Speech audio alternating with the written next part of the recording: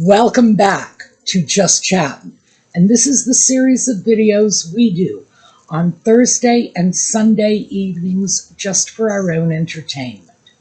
So, they are ready to go. They are getting big, as you can see. They are getting hoppy, and it's time for them to be released. I'm sorry I'm not able to give you a better look, but if I loosen my grip on this little guy, he's going to take off, aren't you? All right, we're going to put him back. But I did want you to get a chance to see, yes, big, fat, healthy. So, the baby bunnies are going to be released this weekend. I have done everything I can do. I am not keeping them as pets. You may have noticed that that fat little bunny was squirming like crazy to get out of my hand because they're not used to me.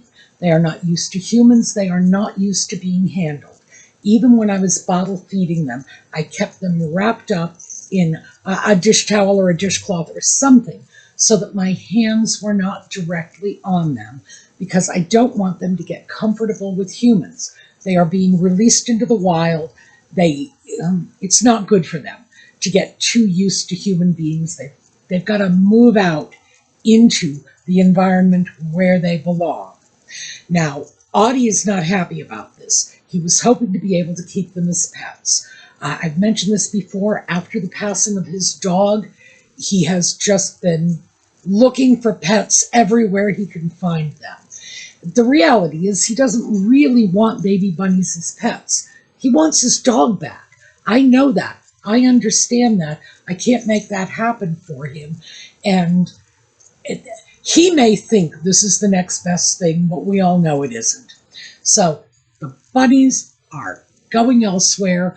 Audie has had a difficult couple of days because I have had the 8 episodes that Netflix just dropped, the second half of the first season of With Love, Meghan. And I have been watching them. I told you I would. I am doing it. I am ready for the nut house at this point. But yes, I am doing it. Audie, unfortunately, because in addition to this, I also have an interview that I want to talk about at some future date. So I've been watching that as well. And he's just been inundated with Nutmeg, and he can't stand her. So I've been trying to keep this away from him, but I haven't been successful. And I realized this yesterday when I thought he was asleep.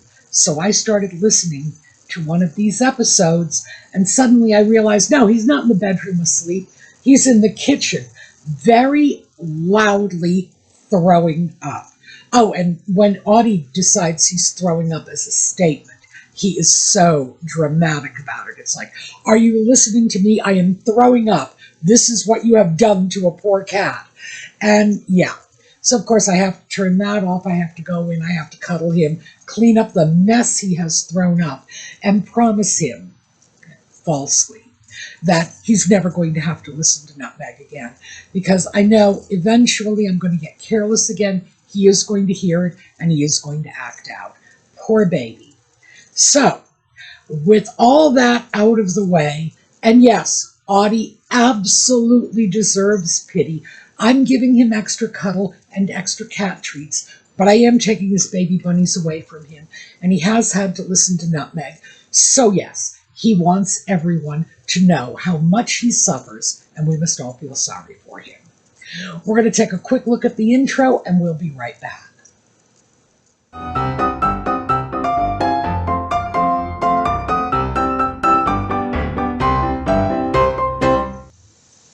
So, yes, the second half of the first season of With Love, Meghan has been dropped by Netflix.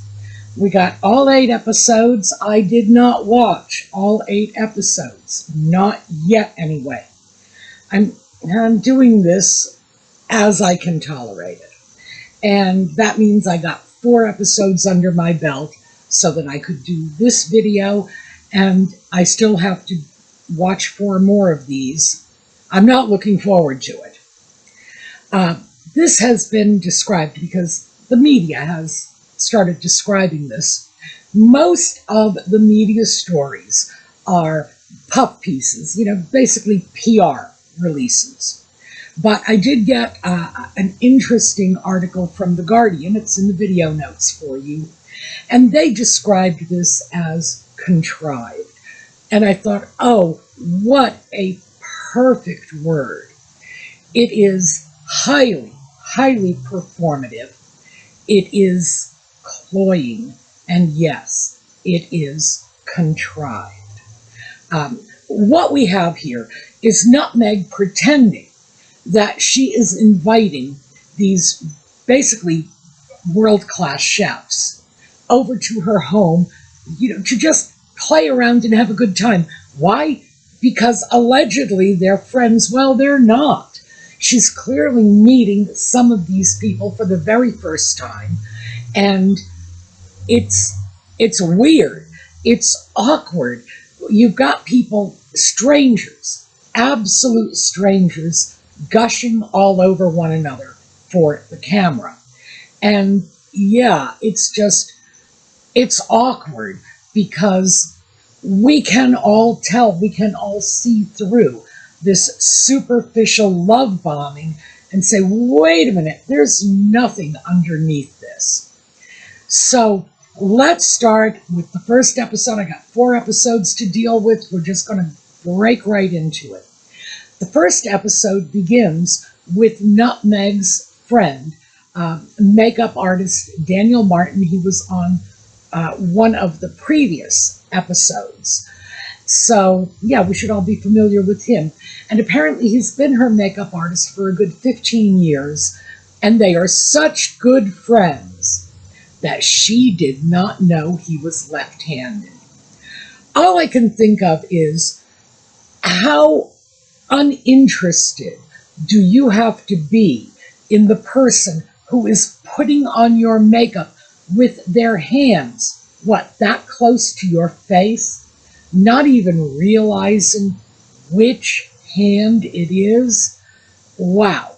So yes, her dear bestie Daniel, she didn't know was left-handed, but he's on because, hey, this is all about ticking the DEI boxes, and he ticks 2 of them.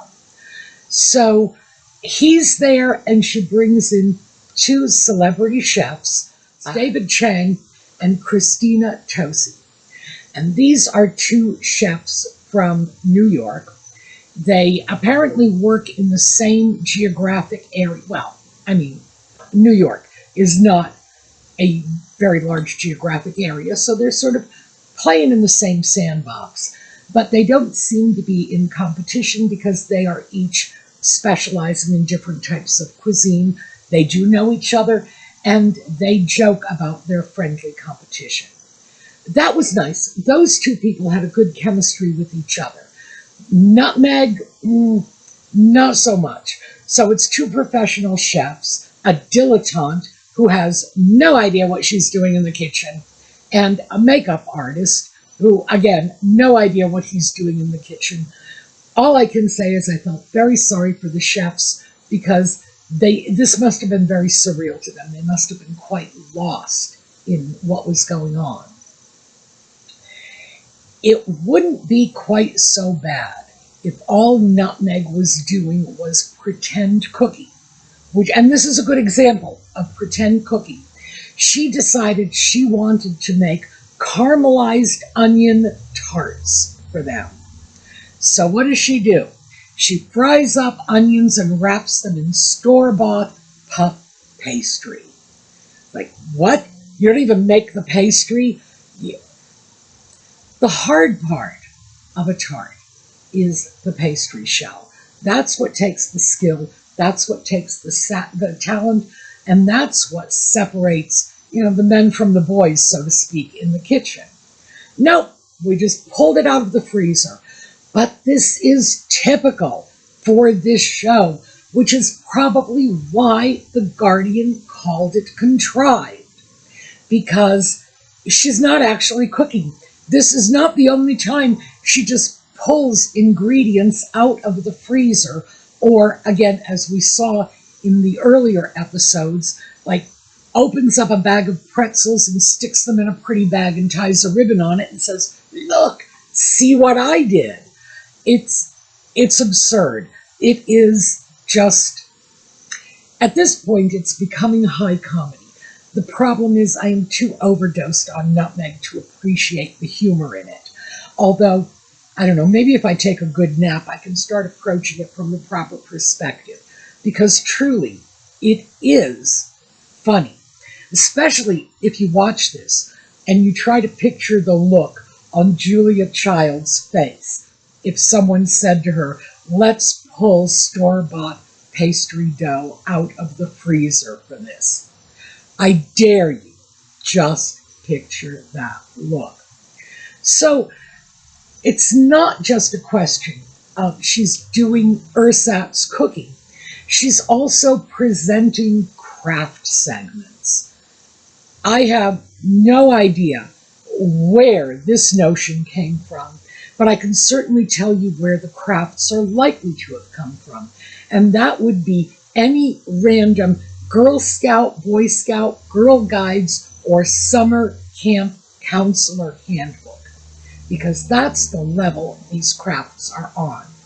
So for this first episode, she decides she is going to dye scarves for her guests. It's like, because all of this is about her making presents for these people who are her good friends, because we have to see her as loving and caring and generous and giving.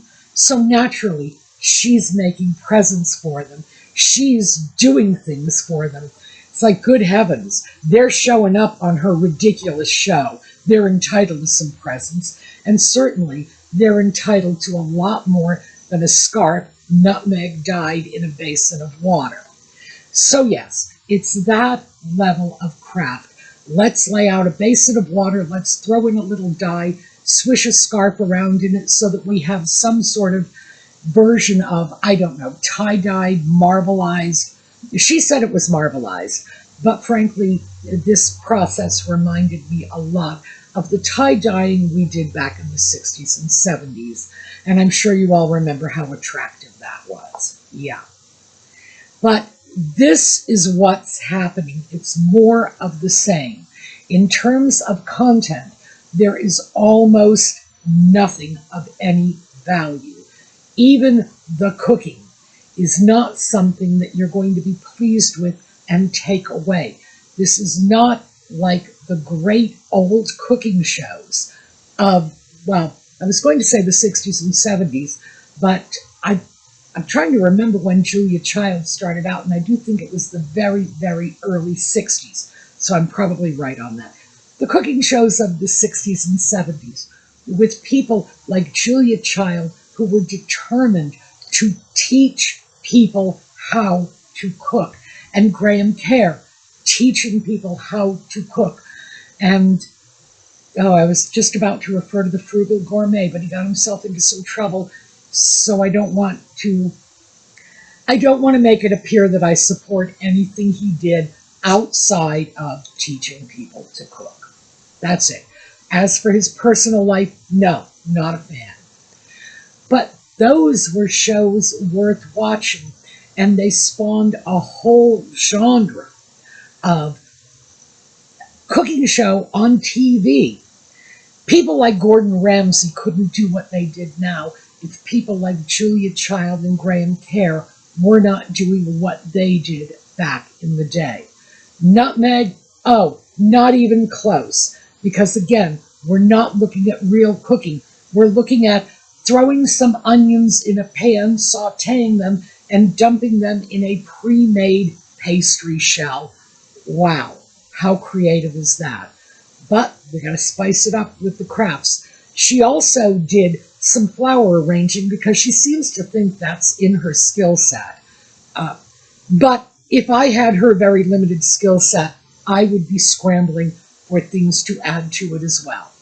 So it's like, watch me create a beautiful floral arrangement, and I want you all to create floral arrangements too, so that mine can be the prettiest. It's really just nauseating. she did have 2 serious chefs on the program. That portion might be worth watching. But in order to get to that, you have to watch 2 serious professionals being forced to play the clown for Nutmeg's audience so that they can all be seen as laughing and chatting and having fun like the friends we know they are not. All right, that was episode 1 of this new dump. Episode 2 coming right up. So next up, we have Chrissy Teigen, or Teigen as she seems to prefer to be called. And Nutmeg starts by admitting she hasn't seen her in 20 years. Now, we know this because Teigen goes into this fake set and is greeted by Guy the dog and has no idea who he is. So we can tell how close their friendship is. Yeah, they haven't seen each other in years, but Nutmeg has got to be digging out that Rolodex, grabbing everybody who might owe her a favor to fluff out her guest list. For the first time, I actually feel sorry for Chrissy Teigen / Teigen. I really do. This was bizarre. They were making sourdough bread, this was a big thing back in the 80s. Well, actually, it was really the late 70s, in that sort of we're all going to be Earth Mother period we had before the 80s came along and we said, hey, we got college degrees. Why are we sitting around at home baking bread? We need to go work on Wall Street. Yeah. Baby boomers to the core. But yes, that was the first sort of popularity of sourdough bread. It had a resurgence again in 2020 when people were in lockdown, and because people were afraid they weren't actually going to be able to get bread at the stores. So people started baking bread again. But is this still a thing? No, not really. So Nutmeg is making her sourdough starter, and she and Chrissy Teigen are going to make sourdough crackers. But Nutmeg did apparently produce a loaf of bread, which she presents to Chrissy, who appeared to be trying to break a piece off of it, but couldn't. It's like this really strange... I will show you a little clip of that. Bread, though. I know, I'm looking at it, and it looks so crusty and beautiful. Yes, the crumb on it's so good. It looks to me like she's trying to snap out a piece of that bread without any success. You tell me what you think she's trying to do. So yeah, that does not bode well for Nutmeg's kitchen expertise. They later end up doing another sort of summer camp Girl Scout, Boy Scout craft, where they are pouring resin into little forms and sticking flowers in it. And this is a bona fide children's craft. And I've seen children's classes in places like Michael's, for example, where they do teach little kids how to do this. They very often have those little programs in the summer. And that's what these two are doing. Meanwhile, they are sitting there. These are middle-aged women who are giggling and acting, well, honestly, it was like listening to Moon Unit Zappa in stereo. They were playing Valley Girl teenagers, which is not a very becoming look for women their age. Just giggling and apparently reliving their Deal or No Deal days. This was bizarre and dull because neither one of these women have much in the way of culinary expertise, and again, neither one of these women are particularly relatable to the public as they are rolling out the sourdough with rolling pins in their hands. Meanwhile, they are wearing diamonds, both of them, that are about the size of the iceberg that sunk the Titanic. Yeah, relatable. And let's face it, we all do that. We all go into the kitchen and make bread without bothering to take off our jewelry first. And for starters, it's unsanitary and unhygienic. And beyond that, you're going to make a mess of your rings and you're going to have to clean them. So, yeah, back to what the Guardian said about contrived, because no one actually bakes bread with a massive rock on their fingers. Whoa. I would have to say this, of the first 4 episodes, was probably the low point. And again, it's because nobody really seemed to know what they were doing. This looked just like an opportunity for Nutmeg to reconnect with someone she knew from her past. It's like, get a big name on. And I think Chrissy Teigen is probably the biggest name on this particular section of the show. So maybe that's what it was all about. All right, episode 3. So this one, the guest is Tan France, and he was a designer from Queer Eye for the Straight Guy. I think it may just be called Queer Eye now, and I'm probably dating myself by coming up with the original name. But I really liked that show when it first came out, and I had a television in those days and did indeed occasionally watch it. Cute show.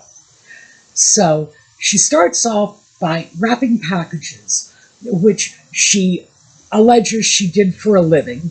And it turns out that, by the way, she actually disclosed this, which surprises me, that where she got all of her gift wrapping expertise, along with her opportunity to teach crafts, was when she had a short-term job at a store called Paper Source.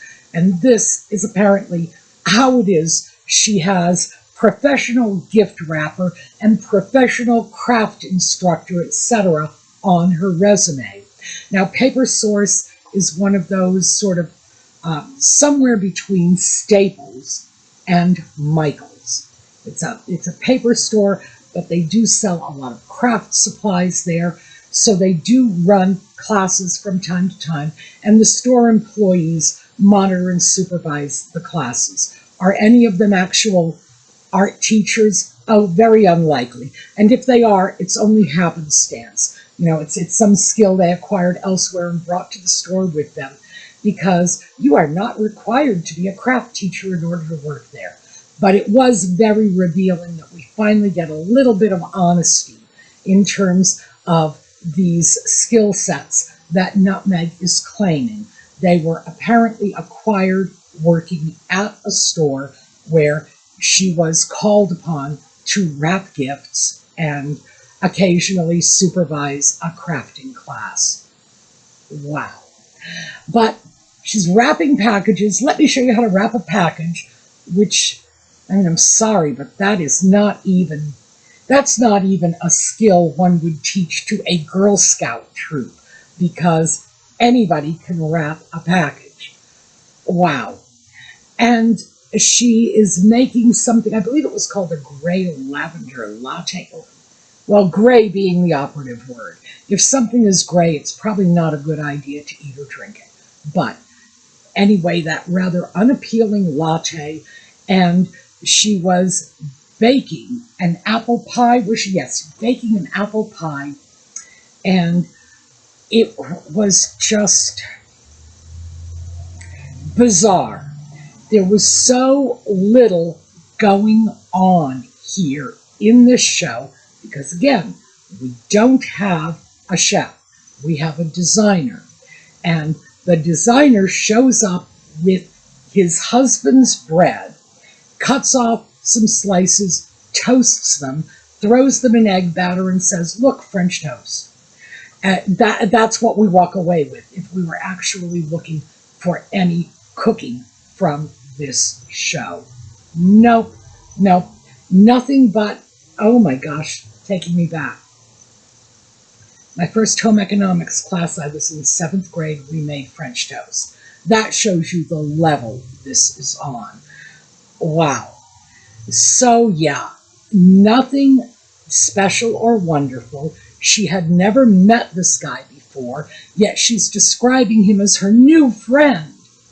And again, back to the Guardian saying this is contrived. I look at this and I see this as cloying, as performative, as artificial, as dishonest and deceptive, creating fictitious relationships, coming to my kitchen, which is not her kitchen, meet my friends who are not her friends, while we cook by taking frozen pastry crusts out of the freezer and pretending this is something we've made at home. The person who made the bread was homemade, by the way, was not even there. That was Tan France's husband who made the bread. It's like, wow, can you get any more disingenuous than this? Scary stuff. So, the fourth, and again, this is only the first half of this drop, but it was all I could manage to do for you without taking a break. So, again, please bear with me. And yes, I am openly begging pity because I had to watch all this stuff. Coming up, episode 4. So finally, with episode 4, we are back on track because we have a real chef. And this is Sami Nosrat. She is of Iranian descent. She has written a cookbook. Her approach to cooking, it's not so much chemistry. Julia Child's was very much chemistry. Hers is more philosophy. And I believe I said when I was just looking at her pictures and reading her bio that she was someone who I was sure I was going to enjoy watching, and I was right. This is clearly a very happy woman. She was worth the price of admission because this is someone who loves what she's doing. And even though obviously she doesn't know nutmeg from a hole in the ground, they're just meeting, she really was engaging, very, very authentic woman. Unfortunately, you take a very authentic woman like Sami Nosrat and you put her next to nutmeg, and all it does is point up nutmeg's complete lack of authenticity, complete lack of it.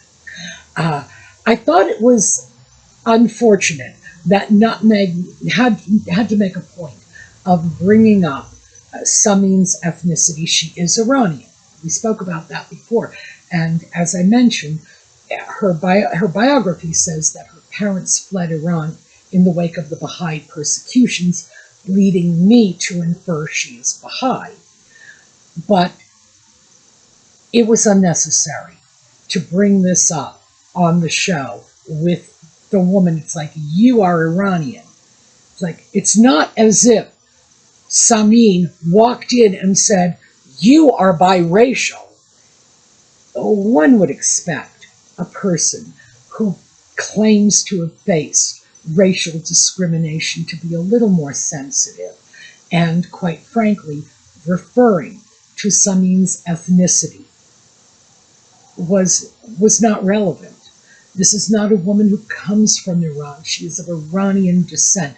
Her parents came from Iran. She clearly is very much American. So I was offended by that. I have to say, I really was. In part because, like I say, this woman just strikes me as being very genuine and very likable.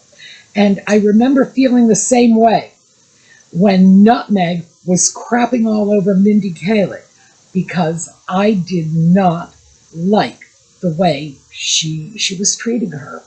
I felt there were just microaggressions, to put it politely, and I wasn't comfortable with it.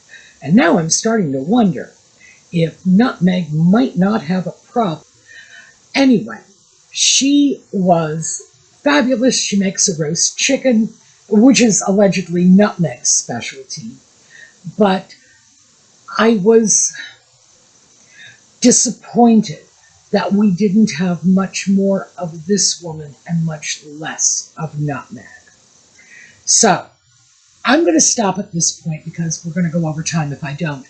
But let me just say that from my point of view, this is no different than the first half of the show. It is hitting all of the same false and off-key notes.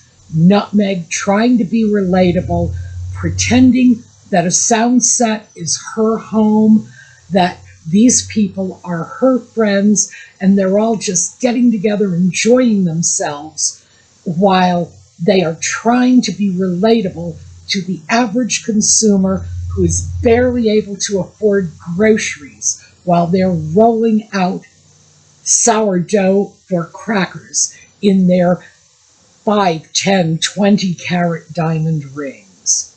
Ooh, talk about tone deaf. All right, that's what I have for you today. As I say, cutting it short, we're going to pick up next time with the next 4 episodes. In the meanwhile, have a terrific day, and I hope to see you next time.